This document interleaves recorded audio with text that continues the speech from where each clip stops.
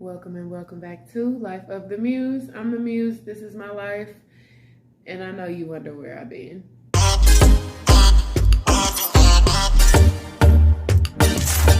The thing about it, if you've been wondering where I've been, you probably not, you know what I'm saying, paying attention like you're supposed to, and you probably haven't followed me on my other social media like you were supposed to also. Even though I haven't been posting like my longer videos and vlogs and sit down and chats and stuff like that, I have been posting a lot of nail content. I have been over on TikTok trying hard to, you know, get my TikTok game up, get my edits up and stuff like that. Business for me has honestly been increasing and increasing and increasing as the months go by, and I'm looking forward to being booked and busy. I'm claiming it and I accept it. I'm very excited for the increase in orders that we've received here at Life of the Muse, and I'm saying we, even though it's just me right now. But I had some Valentine's Day nails to do. I had some Valentine's Day lashes to do and drop off. I had some birthday nails to do, some photo shoot nails for myself and for another client. I have some stuff that I'm working on right now. I have some ideas that are running around my head. I was with Melissa yesterday and I love her. If I have an idea about my business or my brand, she gets so excited for me that, we were literally just bouncing ideas and stuff off of each other last night. She was one of my Valentine's Day clients. Just the support has been crazy. Kalina drove way out of her way to come to my vending event. Business is booming and I'm looking forward to seeing how much more it grows and expands. With that being said, you can imagine that since I've been pouring into my brand, that's why I haven't been able to record, and I do still have to get up and work for other people also for now. And I'm still diamond painting when I can to kind of decompress. I recently finished a diamond painting. It's actually hanging up on my wall. I'll try to insert a video clip or something of it so you can see it. But yeah, I decided to vlog today. We don't even have really anything to do today, but I do want to have a little sit down and kind of break down something I've observed here in the press-on nail community. And also, I was supposed to go to Creative Nail Supply yesterday. It's a Black-owned nail supply store here in Charlotte, North Carolina. But yeah, yesterday just really got away from me and I wasn't able to go. And today is Sunday and today it's closed. But I Googled nail supply store near me just trying to see like if I could get lucky, right? And I found one. It's in Concord. It's called Charlotte Nail Supply, but it's in Concord. And I called up there and was like, hey, do I have to have a license to come shop? And they're like, no, come on. They want their money. It's funny because I actually called and they missed the call and then they called me back. So you could tell that they want their money. All the reviews talk about how amazing their customer service is and how helpful they are. So I'm hoping that I'll be able to get there, find some really affordable gems and charms and stuff. I do need some silver chrome. I would love some of that like chrome liner polish that I've been seeing a lot of. I got a lot of ideas, so yeah, we're gonna go to a new nail supply store. I hope they let me record because that's the whole point. Well, that's half the point of this vlog. But yeah, y'all, welcome back. Let's kick it.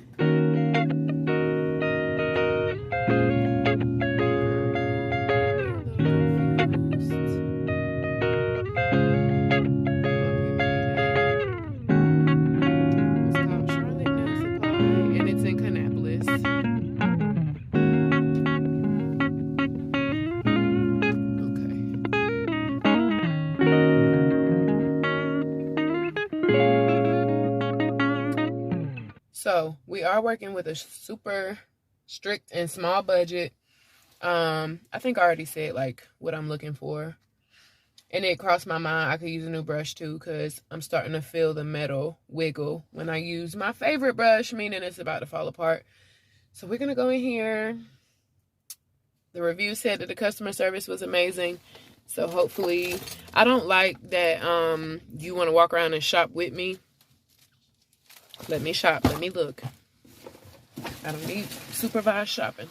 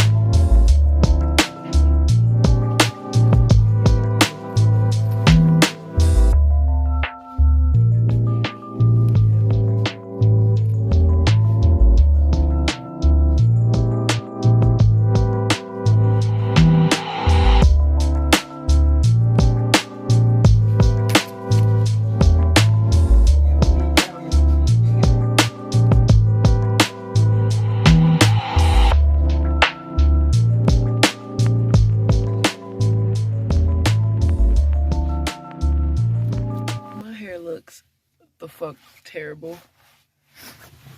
Alright, so my expectations were exceeded tremendously. Damn, if I could get my keys, we could talk more about it. Okay, so I only got 4 things. And I recorded a tiny bit for y'all. You've already seen it. I didn't even want to record, not because they didn't let me or because they seemed to be off-put by it. I didn't want to record because I was so busy trying to just take it all in. They have so many different brands of acrylics, gel polishes, tips, primers, dehydrators, base coat, top coat, big ass. You can tell that this store is designed for the techs that's like booked busy. The girls is 3 months booked out in advance. This is the store for them. I've never seen bulk nail supplies in such large quantities before. I've never seen a $60 container of top coat. Oh my God. Yo. I'm extremely thrilled and impressed, and I'm actually just ready to go home and make some sets now. I can't wait to go home. Oh, you want to make one together? That wasn't a part of my plan today, but let's. I don't really know what just happened, but I just had one of the craziest mood swings I've ever had in my life. I woke up in a good mood. Everything was going fine. I went to sleep at like 4 something last night, and I knew that I had 2 sets to come back to when I woke up. Completely fine. Looking forward to it, right? So, you know how, like, if you do nails or if you get your nails done, you've probably seen this before. It's a little case filled with gems. This is one of the older ones I have, so it's pretty much almost empty. But your gems and stuff, for the most part, come in this. I had one of these, and it was full, and it had bigger, like accent gems, placement gems, small gold pieces. It was a like multi-pack of a bunch of good stuff, right? It fell on the floor, and for some reason, the whole container separated, and all my shit's on the floor. Just on the floor. The issue is that I use my nail gems to make eyelashes. So I can't say, oh, let me pick these up off the floor because they're going on someone's nails. First of all, even if they are going on someone's nails, your nails are on your hand. Yeah, sure, I can sanitize them. We're not looking at my hair right now. Yeah, sure, I can sanitize nails, but why would I allow myself to get in the habit of like just bad artistry practices, bad business practices in general? Long story short, all them gems hit the floor and they all became trash right in that moment. I had no choice but to sweep them up. And then that's another thing. If I didn't throw them away, how was I going to get them off the floor other than sweeping them up? Was I going to sit there and pick up tiny? No. So my inventory is wasted. And I don't think people understand, and I'm not even being dramatic, I don't think people understand what it feels like to be chasing a dream, especially when nobody in your family, nobody in your immediate family, let's say, is an entrepreneur. Nobody around you in your day-to-day life. Well, yeah, like sure, some of the people I'm meeting now, but like growing up, right? I didn't have an entrepreneur that I knew to look up to. I didn't know anybody that was successfully running a business. And then I just was fed the traditional route that most American children are fed. Go to school, say this Pledge of Allegiance every single day to become conditioned to think that you have a level of patriotism. Get out of school, go to college. I went to college and didn't even know what I wanted to do with my life. Like, we're not going to complain about the American society structure, but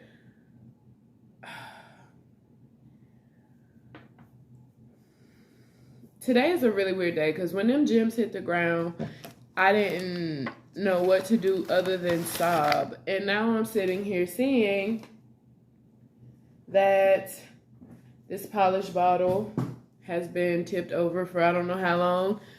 The point that I was about to make is nobody understands how hard it is to be a trailblazer in real life. Nobody understands how hard it is to be the first person in your family, in your circle, in your,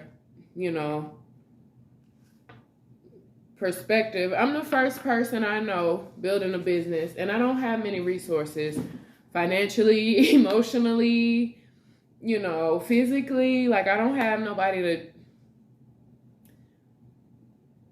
I'm ranting, and that's not what I got on here to do.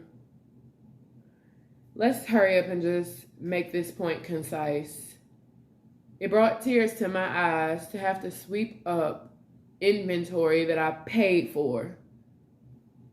As a business owner, as someone that is trying hard to remain motivated every single hour, trying to push, spending money that I don't have on a brand that I'm trying to grow, and then something stupid happens, like all my shit from one, like, it's not that big of a deal, but it is that big of a deal, because sure, it's only $8, but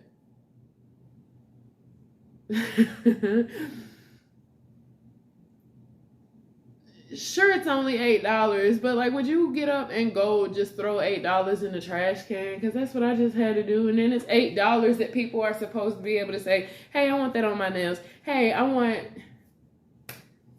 $8 of product inventory.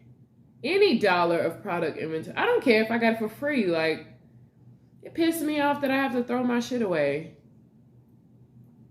And then from there, I had the worst mood swing that sent me into this violent temper tantrum. Just when I was younger and less mature, I used to get upset and punch the wall, right? I was that child that was like putting holes in the wall, not because I thought it was cute, but because that was the way to get that type of aggression out. And this is just me being transparent because I'm a human. I was walking around here with the urge, like, I have got to punch something I gotta punch something. And I can't just be punching shit. It ain't no punching bag in here. There is a ton of business inventory. There is a ton of glass. There is a ton of plants. It's a ton of fragile stuff. And I just be getting in these moods where I want to destruct. I just needed to get that off my chest. Okay, it's off now. All right, let me finish these sets and enjoy the rest of my Saturday.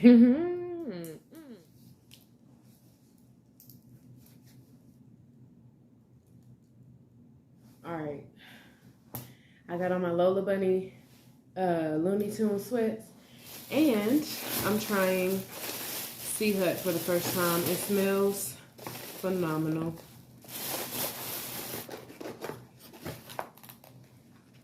Fish and hush puppies, shrimp, fried zucchini, coleslaw.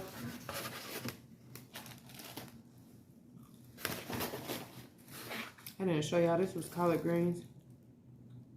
My favorite. I found it amusing that they give me 2 hot sauce with all the food I just showed you. So.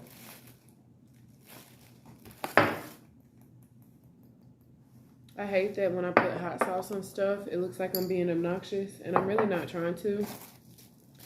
There are certain foods that just have to be, they don't have to be.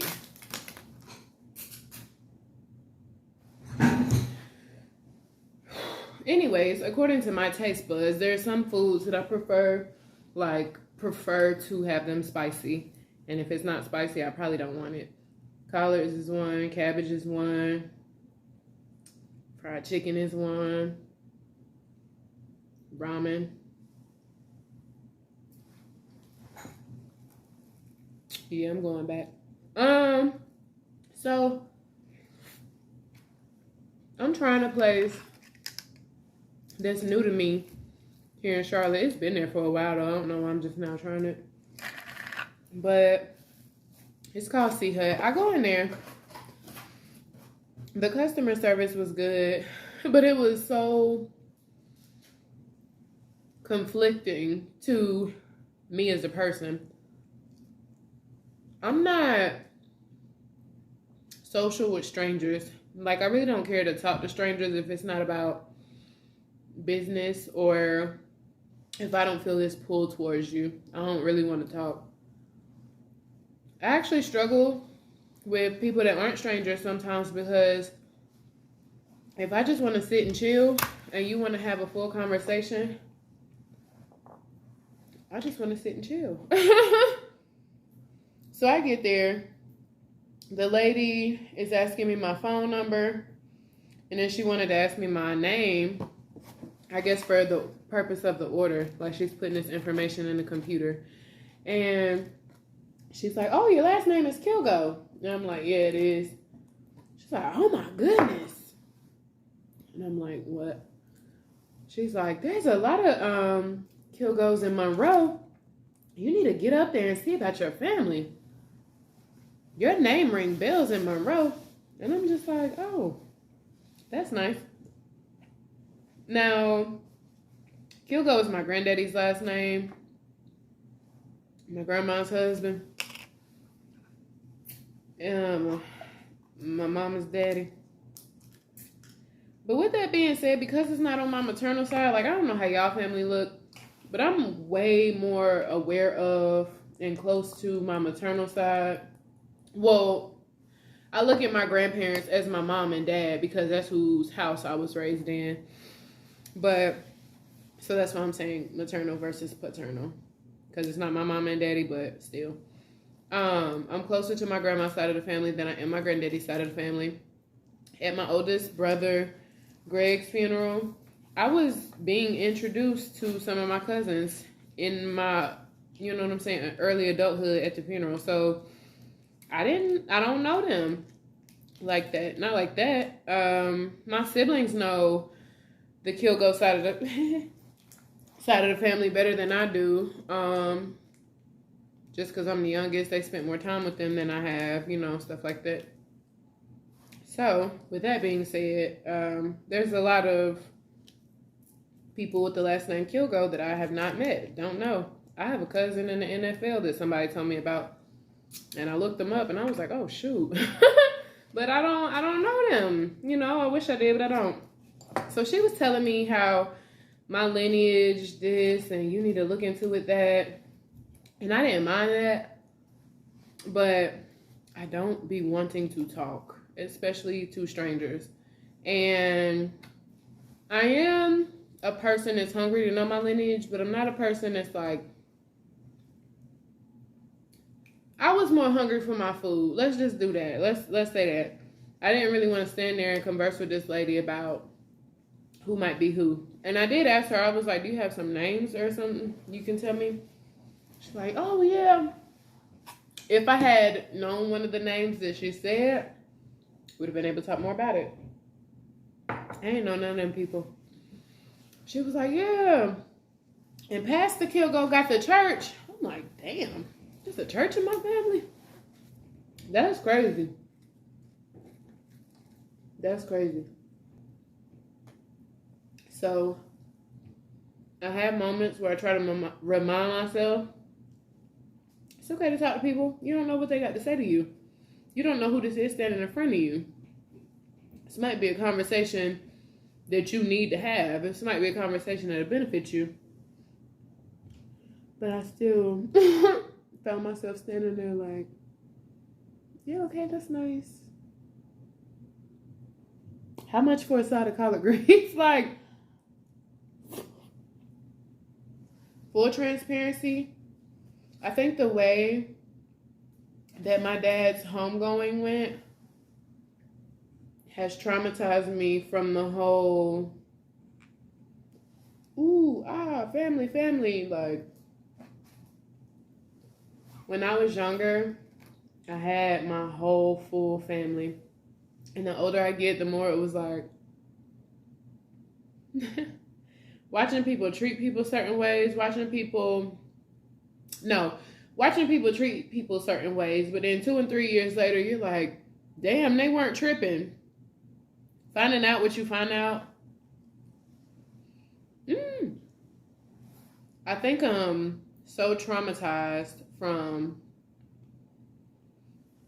when I was younger. My perspective was that I had the perfect family dynamic, had everything I needed.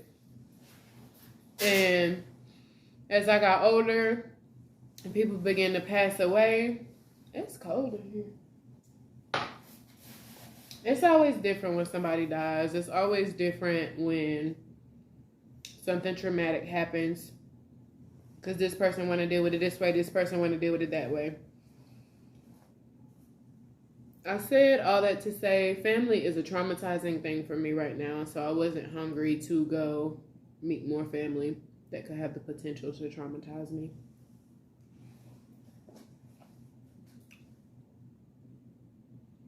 The coleslaw is the only thing I don't like.